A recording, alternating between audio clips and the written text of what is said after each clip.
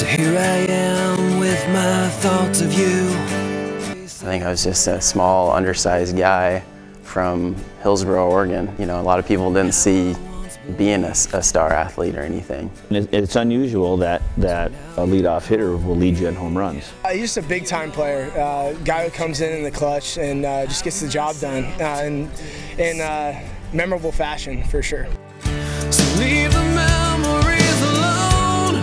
I don't want to say. Ryan came to us halfway through the year, which is very unusual for a kid to go on to have the type of year he had as a player. I was going to go to Oregon State and just walk on there because that was my dream growing up. And got a call from the NCAA that said, you know, you're not able to play Division I.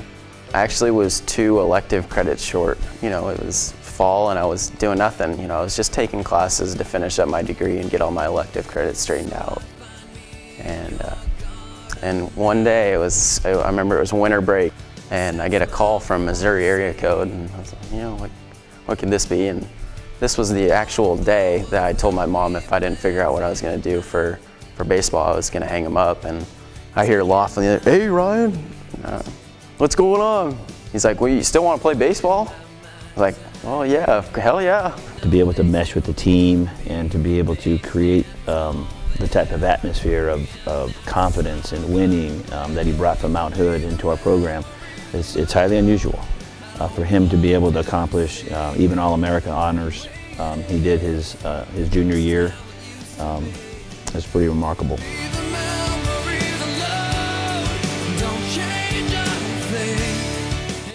It's just hard to initially talk about my dad because he was my fan, you know.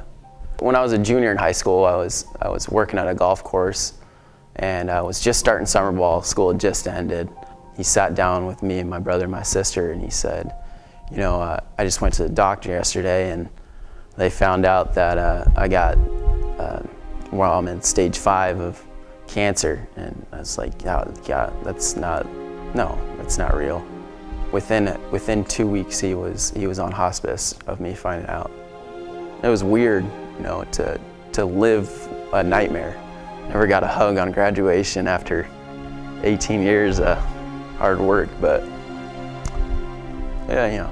So when he passed, I was playing on a baseball team, which is a select team for Portland. And the coach called me and said, "Hey, you don't need to play tomorrow if you don't feel up to it." And I was like, "No, I like to play. You know, I'd like to be out and quiet in the quiet and do something that I love."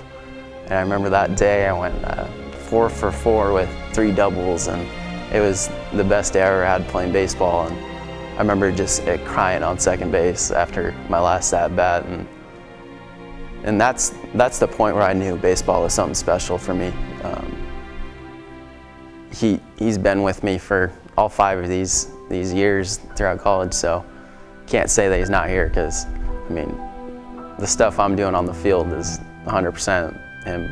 Even if, you know, we don't win a championship, I'd like to walk away smiling, and I'd like to get a nice warm hug from somebody, so maybe that'll help.